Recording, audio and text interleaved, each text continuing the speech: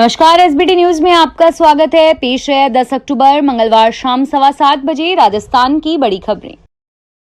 BJP ने 41 उम्मीदवारों की पहली लिस्ट जारी कर दी, लेकिन कांग्रेस उम्मीदवारों की घोषणा में अभी वक्त लगेगा। सीएम अशोक गहलोत ने संकेत दिए हैं कि 18 अक्टूबर के आसपास ही टिकट फाइनल होने की संभावना है। कांग्रेस उम्मीदवारों की पहली लिस्ट के सवाल पर गहलोत ने कहा कि अभी तो प्रोसेस शुरू हुआ है। मैं समझता हूं कि 18 तारीख के आसपास उम्मीद करते हैं, जब सीईसी की बैठक शुरू होगी तभी बता पाएंगे कि फाइनल कब होगा। गहलोत दिल्ली में सोनिया गांधी से मुलाकात के बाद मीडिया से बातचीत कर रहे थे। गहलोत ने चुनावी फंडिंग और केंद्रीय एजेंसियों के दुरुपयोग को लेकर केंद्र सरकार और बीजेपी पर फिर से निशाना साधा है। गहलोत ने कहा कि इस बार जनता से हम अपील करेंगे कि हमें मौका दे। बीजेपी के पास साधनों की कमी नहीं है। इलेक्टोरल बॉन्ड निकाल रहे हैं। ब्रांड एक तरह से करप्शन है और यह लीगली करप्शन है। राजस्थान में इस वक्त चुनाव का माहौल है। नहीं सहेगा राजस्थान अभियान में किसान माधुराम के चेहरे को भाजपा ने पोस्टर फेस बनाया। किसान माधुराम को यह बात नागवार लगी। किसान माधुराम का कहना है कि बिना उसकी इजाजत के उसकी फोटो इस्तेमाल की गई है। पोस्टर पर लिखा गया है कि 19,000 किसानों की जमीन नीलाम हुई है। भाजपा के इस झूठ की वजह से उसकी प्रतिष्ठा को भारी ठेस पहुंची है। भाजपा ने उसकी छवि धूमिल की और इससे नाराज किसान माधुराम ने भाजपा पदाधिकारियों के खिलाफ रामदेवरा थाने में शिकायत दर्ज की, जिसके बाद पुलिस ने आईपीसी की धारा 500 के तहत मानहानि का मुकदमा दर्ज कर लिया है। राजस्थान में भाजपा की ओर मुख्यमंत्री पद का उम्मीदवार कौन होगा, इस राज का खुलासा अभी तक नहीं हो सकता। सभी कयास लगा रहे हैं। राजस्थान भाजपा की पहली लिस्ट जारी हो चुकी है। दिया कुमारी और राज्यवर्धन सिंह राठौड़ का नाम इस लिस्ट में है।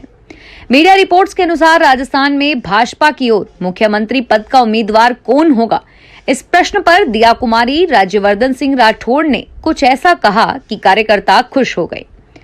राजस्थान सीएम के संभावित चेहरों में से एक होने की खबरों पर भाजपा उम्मीदवार दिया कुमारी का कहना है कि ये अभी अटकलें हैं। ऐसा कुछ नहीं है। आगामी राजस्थान चुनाव के लिए पार्टी के सीएम चेहरे पर भाजपा नेता राज्यवर्धन सिंह राठौड़ ने इस सवाल पर गोलमोल सा जवाब दिया। राजस्थान में विधानसभा चुनाव का बिगुल बज जाने के बाद आगामी 23 नवंबर को होने वाले इस चुनाव की सरगर्मियां अब और तेज होने लगी हैं। और वहीं प्रधानमंत्री नरेंद्र मोदी सहित भारतीय जनता पार्टी के शीर्ष नेताओं एवं कांग्रेस के राष्ट्रीय अध्यक्ष मल्लिकार्जुन खड़गे व पूर्व अध्यक्ष राहुल गांधी सहित अन्य नेताओं की नजर राजस्थान पर टिकी रहने से देश के 5 राज्यों में होने वाले विधानसभा चुनावों में इस बार राजस्थान सबसे चर्चित राज्य बनता जा रहा है। इस बार राजस्थान में होने वाले विधानसभा चुनाव प्रमुख राजनीतिक दल कांग्रेस एवं भाजपा के लिए प्रतिष्ठा का सवाल बना गया है और दोनों ही दल इस चुनाव को हर हाल में जीतना चाह रहे हैं और अपनी जीत के दावे भी कर रहे हैं। राजस्थान में विधानसभा चुनावों की तारीखों की घोषणा हो चुकी है। इस घोषणा के साथ ही आचार संहिता लागू हो गई है। 23 नवंबर को राजस्थान में वोटिंग होगी और 3 दिसंबर को परिणाम आएंगे। इसके साथ ही अब सभी पार्टियां युद्ध स्तर पर प्रचार की शुरुआत कर देंगी, लेकिन उसके साथ ही चुनाव आयोग भी एक्टिव हो गया है। आचार संहिता लगने के साथ ही अन्य सभी विभागों, कार्यालय और वेबसाइट पर लगे हुए किसी पार्टी से संबंधित पोस्टर, बैनर, होर्डिंग को हटाया जाएगा और साथ ही पेंटिंग भी की गई है तो उसे भी हटाया जाएगा। किसी भी व्यक्ति के निजी भवन में लगे हुए पोस्टर, बैनर या पेंटिंग को 72 घंटे में हटाना होगा। राजस्थान में 4 दिन बाद बारिश होने की संभावना है। दरअसल उत्तर भारत में 14 अक्टूबर से वेस्टर्न डिस्टर्बेंस एक्टिव हो रहा है। इसका असर राजस्थान के उत्तरी हिस्सों में देखने को मिल सकता है। श्रीगंगानगर, हनुमानगढ़ एरिया में इस सिस्टम से बरसात हो सकती है और इस सिस्टम के उत्तर भारत से हटने के बाद राज्य में सर्दी भी बढ़ सकती है। वर्तमान में उत्तर भारत में जो वेस्टर्न डिस्टर्बेंस एक्टिव है, उसके असर से जम्मू कश्मीर, हिमाचल, उत्तराखंड के इलाकों में देर रात बारिश हुई और आज से ये सिस्टम आगे बढ़ जाएगा। मौसम विशेषज्ञों की माने तो 12 से 13 अक्टूबर को उत्तर भारत में एक नया डिस्टर्बेंस सक्रिय होगा जो ज्यादा प्रभावशाली होगा।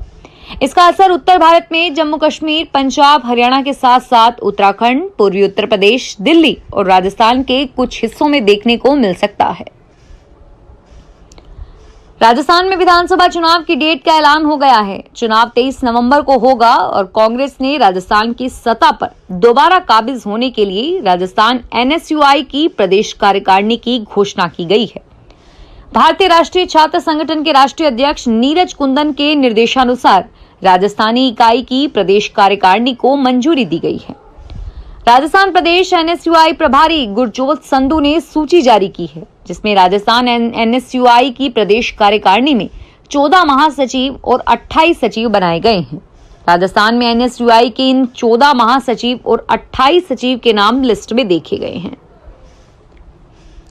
जयपुर में पॉलीमर कारोबारी विशाल बंसल ग्रुप पर इनकम टैक्स डिपार्टमेंट ने मंगलवार को रेड की कार्रवाई की। डिपार्टमेंट की टीमों ने ग्रुप से जुड़े 10 ठिकानों पर दबिश दी। आईटी को विशाल बंसल ग्रुप के काली कमाई के साथ पैसा विदेश भेजने का इनपुट मिला था और यहां बड़े पैमाने पर टैक्स चोरी का भी खुलासा हो सकता है। मीडिया रिपोर्ट्स के अनुसार जयपुर के विशाल बंसल ग्रुप पर मंगलवार सुबह इनकम टैक्स डिपार्टमेंट के रेड डालने से हड़कंप मच गया। विशाल बंसल समूह के 10 ठिकानों पर छापे की कार्रवाई की गई। राजस्थान विधानसभा चुनाव की घोषणा के साथ ही अब आम मतदाता की नजर इस पर है कि उनके क्षेत्र से प्रमुख दलों के कौन कौन प्रत्याशी मैदान में उतर रहे हैं। राजस्थान में मुख्य मुकाबला भाजपा और कांग्रेस के बीच है। फिलहाल प्रत्याशियों की घोषणा में भाजपा ने बाजी मार ली है। भाजपा की लिस्ट के आने के बाद कांग्रेस में हलचल मच गई है और वैसे भी चर्चा थी कि कांग्रेस भाजपा की लिस्ट के बाद ही अपनी लिस्ट जारी करेगी। बताया जा रहा है कि कांग्रेस की केंद्रीय चुनाव समिति की बैठक 12 से 13 अक्टूबर को होगी, जिसमें उम्मीदवारों के नाम फाइनल किए जाएंगे। राजस्थान के अजमेर में राष्ट्रीय बजरंग दल ने आज जिला कलेक्टर एवं निर्वाचन अधिकारी को केंद्रीय मुख्य चुनाव आयुक्त के नाम का ज्ञापन देकर राज्य में घोषित 23 नवंबर मतदान तारीख को बदलने की मांग की। बजरंग दल के पंडित किशन मिश्रा ने बताया कि 23 नवंबर बहुत ही धार्मिक महत्व वाला दिन है, क्योंकि इस दिन देवउठनी 11 है और इस दिन हर हिंदू परिवार में धार्मिक कर्म होते हैं। अनेकों परिवार में विवाहोत्सव के मांगलिक कार्य होते हैं, जिसकी भागीदारी के चलते अन्य लोग भी व्यस्त रहते हैं। जयपुर सुप्रीम कोर्ट के वेटनरी ऑफिसर भर्ती 2020 में सफल अभ्यर्थियों को नियुक्ति देने पर रोक लगा दी है। अदालत ने कहा कि अदालत में विशेष अनुमति याचिका लंबित रहने के दौरान अभ्यर्थियों को नियुक्ति पत्र जारी नहीं किए गए और वहीं अदालत ने आरपीएससी की भर्ती को लेकर साक्षात्कार जारी रखने की अनुमति दी है। जस्टिस ऋषिकेश रॉय एवं जस्टिस संजय करोल की खंडपीठ ने यह आदेश विष्णुदत्त सैनी व अन्य की एसएलपी पर सुनवाई करते हुए दी। एसएलपी में अधिवक्ता विज्ञान शाह ने अदालत को बताया कि भर्ती में अकादमिक के अंकों को जोड़े बिना लिखित परीक्षा के अंकों के आधार पर साक्षात्कार से याचिकाकर्ता को नुकसान हुआ है। प्रतापगढ़ शहर के सूरजपोल चौराहे पर मंगलवार सुबह 8 ट्रकों में 104 गोवंश मिलने पर लोगों ने हंगामा कर दिया। ड्राइवरों को ट्रकों से नीचे उतारकर मारपीट की और वहीं सूचना पर पहुंची पुलिस और कार्यकर्ताओं के बीच धक्का मुक्की हुई। करीब 1.5 घंटे के दौरान हंगामे में लोगों ने वाहनों के शीशे भी तोड़ दिए। पुलिस ने हल्का बल प्रयोग कर भीड़ को खदेड़ा। फिलहाल पुलिस ने सभी ट्रकों को जब्त कर ड्राइवरों को हिरासत में ले लिया है। दरअसल प्रतापगढ़ में सामाजिक संगठनों के कार्यकर्ताओं को कुछ वाहनों में गोवंश ले जाने की सूचना मिली थी। इस पर सूरजपोल चौराहे पर लगभग 8 वाहनों को रोककर उनकी तलाशी ली गई तो उनमें गोवंश भरा हुआ था। राजस्थान राज्य में आचार संहिता लगने और चुनाव की डेट की घोषणा होने के बाद चित्तौड़गढ़ जिला पुलिस पूरी तरह से सतर्क हो गई है। इसी के साथ पुलिस प्रशासन ने अपनी तैयारियां भी शुरू कर दी है। मंगलवार को इसी संबंध में जिला पुलिस अधीक्षक राजन दुष्यंत ने सभी अधिकारियों की एक मीटिंग ली। एसपी ने अधिकारियों को मतदान केंद्रों का निरीक्षण करने, आपराधिक प्रवृत्तियों के लोगों को चिन्हित करने के निर्देश दिए। विधानसभा चुनाव की तैयारियां जिले में शांति और कानून व्यवस्था बनाए रखने के लिए पुलिस अधिकारियों की क्राइम मीटिंग हुई। आचार संहिता लगने के साथ ही सोमवार से नगर निगम कोटा की मेला समिति का मेले से दखल समाप्त हो गया है।